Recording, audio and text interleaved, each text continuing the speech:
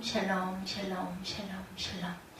하나님 사랑합니다. 여러분 주 안에서 사랑합니다.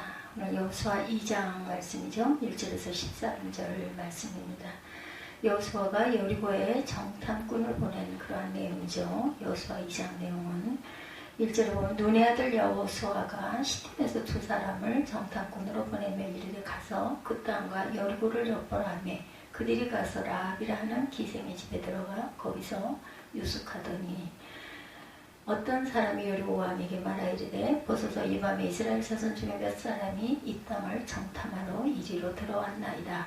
여리고 왕이 라합에게 사람을 보내 이르되 내게로 와서 내 집에 들어간 그 사람들을 끌어내라. 그들은 이 온 땅을 정탐하러 왔느니라.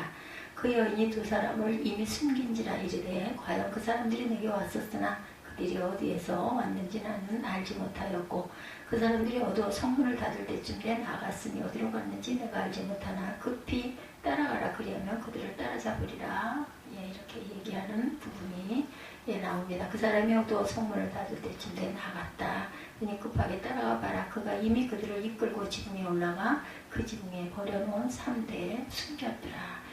숨겨두죠. 라합이 하나님께서 계획하신 목적을 이루기 위해서 때로 우리가 이해하기 힘든 사람을 사용하실 때가 있습니다. 때로는 부도덕한 사람을 사용하시고 사람을 대적하는 이들을 사용하시기도 하죠. 위대한 바울은 하나님을 대적하는 사람이었어요. 스스로는 하나님을 섬긴다고 굳게 믿었지만 실상은 하나님의 역사를 방해하는 복음의 대적자였습니다. 그런 사람을 하나님은 사도시대 가장 위대한 그 사도이자 복음 증거자로 변화시키죠. 바울입니다. 하나님의 전능하신 능력을 누구도 막을 수 없고 하나님께서 부르시면 누구도 거절할 수가 없어요. 하나님께서 사용하시고자 하면 그 누구도 제한을 받지를 않습니다. 하나님이 하시죠. 하나님이 변화시키고자 하면 변하지 않을 영혼이 또한 없습니다. 히브리서 11장에 믿음의 사람들이 쭉 나오죠. 아브라함, 이삭, 야곱, 요셉, 모세, 다윗, 다니엘, 기드온 등 성경의 중요한 스토리를 만들어낸 위대한 믿음의 사람들을 믿음의 전당, 믿음의 영웅들이다 이렇게 부릅니다. 근데 그 명단에 어울리지 않을 것 같은 한 사람의 이름이 바로 오늘 주인공인 라합이죠. 이 여인은 부도덕한 삶을 산 여인입니다. 창녀다, 기생이다, 창기다 이렇게 표현되어 있어요. 여호수아서에. 여리고성에서 몸을 팔아 살아가는 이 부도덕한 여인이 믿음의 사람으로 변화되는 역사가 일어납니다. 놀랍게도 여호수아서의 주인공인 여호수아 이름은 나오질 않아요. 여호수아가 믿음이 없었기 때문이 아니라 라합이 선택된 것이죠. 그런데 왜 라합이 선택이 되었을까요? 라합이 예수님이 이 땅에 오신 혈통 가운데 포함되어 있어요. 라합과 정탐꾼 히브리서 11장 31절에 보면 믿음으로 창녀 라합은 정탐꾼들을 평안히 맞아들여 불순종한 사람들과 함께 죽지 않았습니다. 살몬은 라합에게서 보아스를 낳고 보아스는 로셈에서 오벨을 낳고 오벨은 이새를 낳고 이새는 다윗왕을 낳았죠. 다윗은 원래 우리아의 아내였던 여인에게서 솔로몬을 낳고 라합은 루신한 여인의 남편인 보아스의 어머니입니다. 유다 족속의 족장이었던 살몬과 결혼하여 다윗과 예수님의 조상이 됩니다. 라합이 메시아의 조상이 된 이유는 남편을 잘 만났기 때문이 아니라 믿음이 있었기 때문이죠. 라합의 변화에 대해 종교개혁자 칼빈은 이렇게 평가합니다. 아무리 뛰어난 사람이라 할지라도 믿음을 가지지 아니하는 한 하나님 앞에서는 전혀 존귀 여김을 받지 못한다. 맞습니다. 반면에 이교도적이고 타락한 사람들 속에서나마 자리를 차지할 수 없었던 사람이라도 믿음으로 말미암아 천사들의 날개 그늘 아래 들어오게 되죠. 여호수아서 2장에 라합이 믿음으로 이스라엘 정탐꾼들을 영접하여 멸망당하지 않았던 사건, 오늘 본문이죠. 라합이 어떻게 멸망의 대상에서 메시아의 조상이 되었는지 그 내용이 오늘 본문에 기록되어 있습니다. 여호수아 2장의 스토리를 보면 여호수아가 2명의 정탐꾼을 여리고성으로 보냈고 여리고성이 워낙 견고하고 치안이 치밀했기 때문에 많은 사람을 보낼 수가 없었어요. 정탐꾼의 신분을 노출시키지 않고 숨어서 정보를 얻기 쉬운 곳이 바로 라합의 집, 많은 사람이 드나드는 곳이죠. 이곳은. 그러나 여리고성의 보안이 철저했기 때문에 외부 침입자가 라합의 집에 들어왔다는 사실을 여리고 경찰들이 알게 되었고 라합의 집에 들이닥치게 됩니다. 라합은 경찰들이 올 것을 미리 알고 지붕 위에 숨겨두고 거짓말로 여리고 경찰들을 따돌리는 내용이 본문 내용입니다. 라합은 정탐꾼들이 살려주면서 자신의 믿음을 고백했고 이스라엘이 여리고를 점령할 때 자신뿐 아니라 가족들을, 친지들을 살려주겠다는 약속을 받습니다. 살기 위해 죽기를 각오한 믿음입니다. 바로 이 부분은 첫째, 라합의 믿음은 살기 위해 죽기를 각오한 믿음이었다. 라합이 정탐꾼을 살려주고 여리고 경찰에게 거짓말을 한 것은 생명을 내건 위험한 선택입니다. 라합에게 가장 안전한 선택은 사실대로 말하는 것이죠. 그렇게 했다면 여리고의 영웅이 될 수 있는 기회였어요. 정탐꾼들이 살려달라고 부탁하지도 숨겨달라고 하지도 않습니다.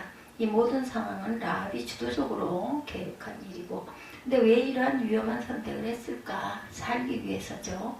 정탐꾼들이 잠자리에 눕기 전에 라합이 지붕 위에 올라가서 그들에게 말합니다.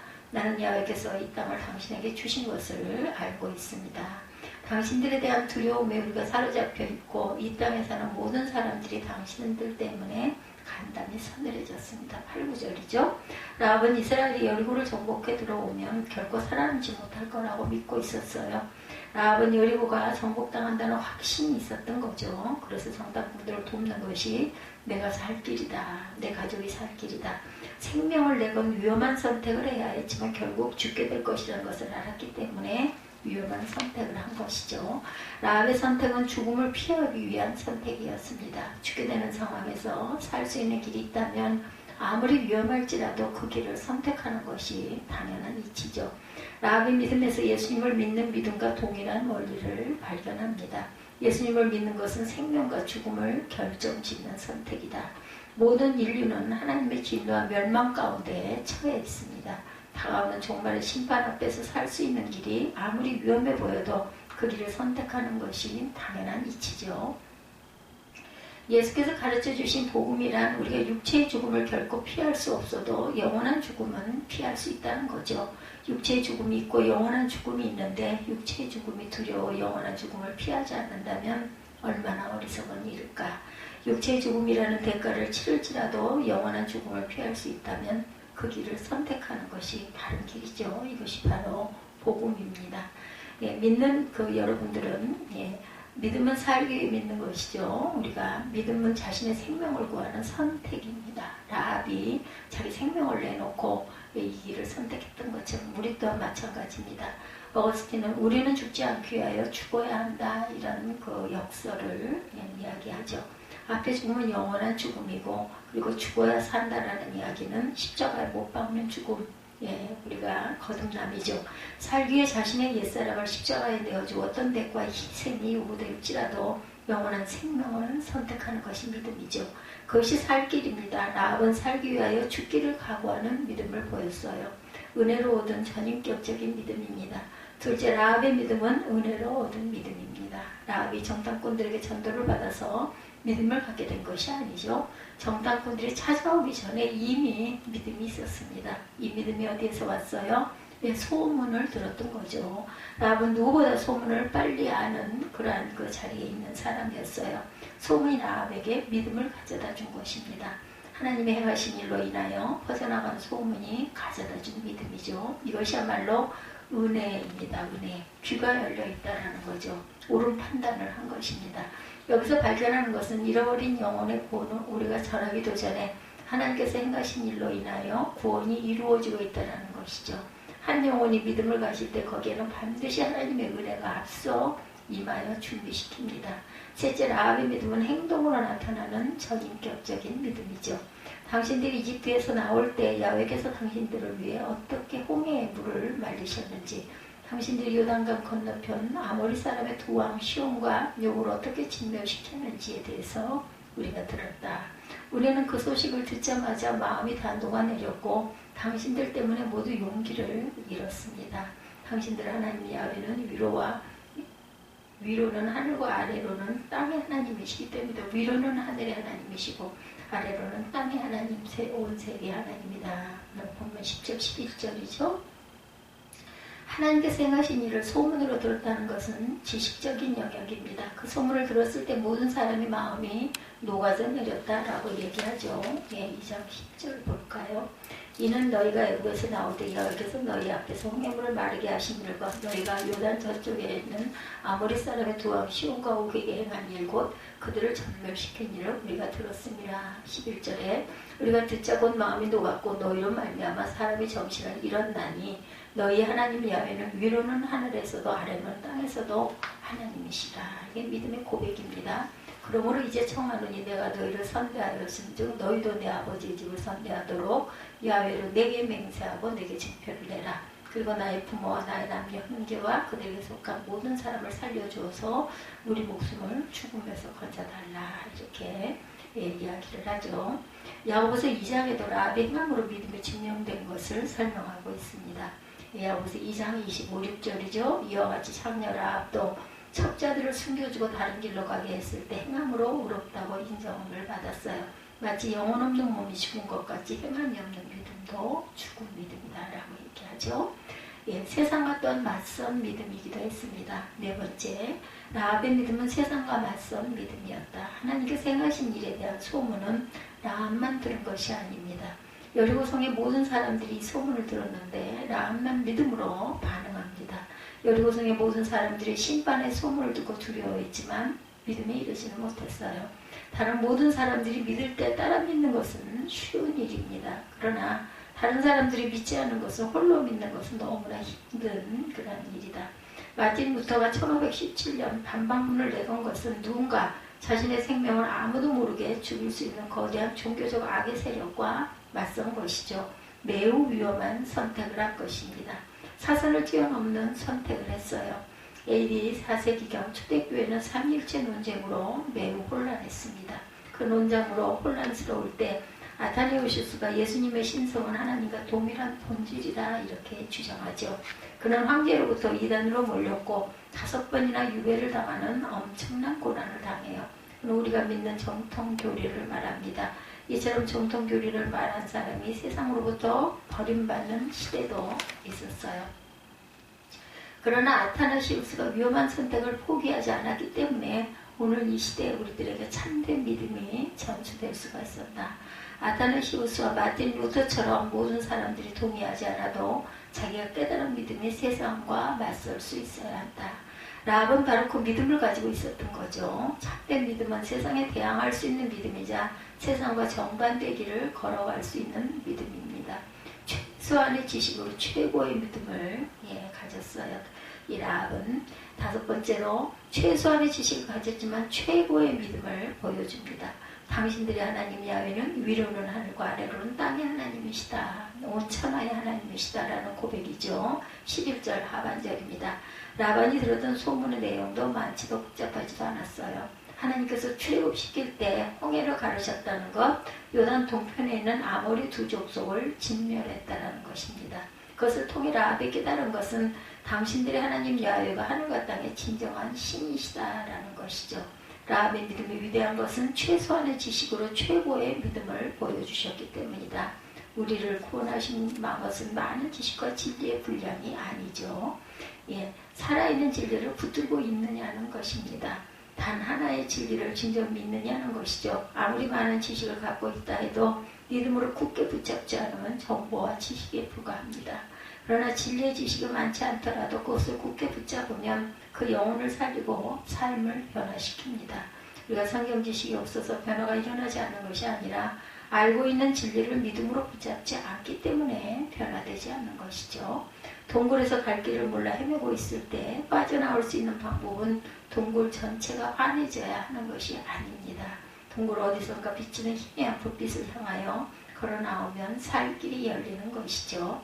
우리의 지식이 모든 것을 깨달아 아는 지식이 아니라도 단 하나의 진리의 빛이 우리 영혼에 비친다면 우리는 살 수가 있습니다. 우리가 알고 있는 지식을 더 풍성하게 하려는 시도보다 알고 있는 진리를 믿음으로 붙잡고 순종하느냐에 영적 생명이 달려 있습니다. 히에르케고르는 믿음이란 어둠 속에서 빛이 오는 한 줄기 빛을 보고 자기 몸을 그 밑에 내던지는 몸이다 이렇게 말합니다. 참 이스라엘 이민자 구원으로 인도하는 믿음이기도 했어요. 여섯 번째로 라합의 믿음은 하나님께서 기대하시는 참 이스라엘의 믿음이었다. 라합은 아모리 족속이었습니다. 멸망의 대상이었어요. 그러나 누구보다도 참 이스라엘의 믿음을 보여준 라합이다.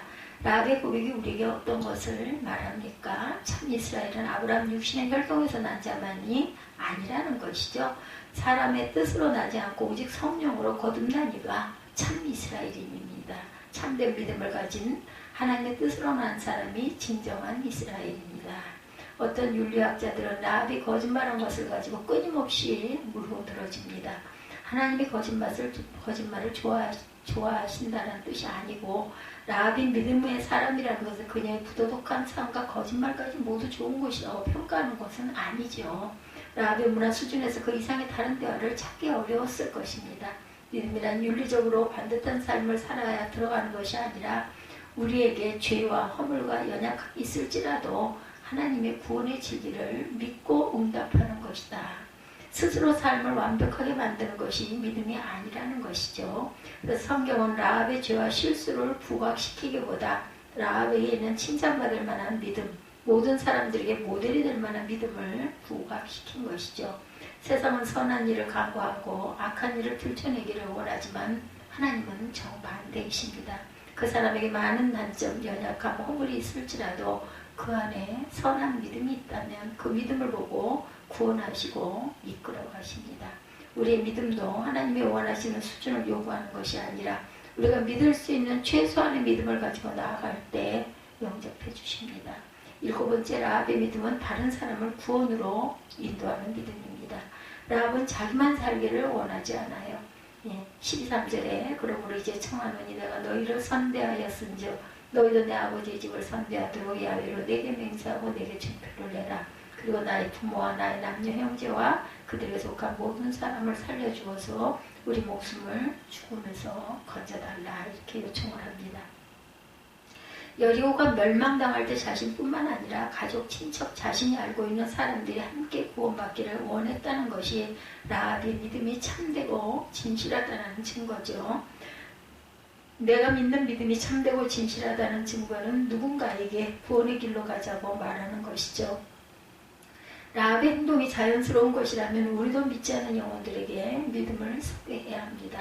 세상의 관점에서 볼 때 라합의 행동은 가장 위험해 보였지만 가장 안전한 선택이었다. 지혜로운 선택은 당장의 위기를 극복하는 선택만이 아니라 먼 미래를 확실히 보장받는 선택입니다. 라합은 믿음으로 이스라엘의 일원이 되었고 새로운 인생을 시작했고 육체의 죽음을 피했을 뿐만 아니라 영원한 생명의 삶을 살았습니다. 부도덕한 삶을 살았던 라합이 믿음의 전당에 이름을 올렸을 뿐만 아니라 메시아의 조상이 되는 놀라운 축복을 허락받습니다.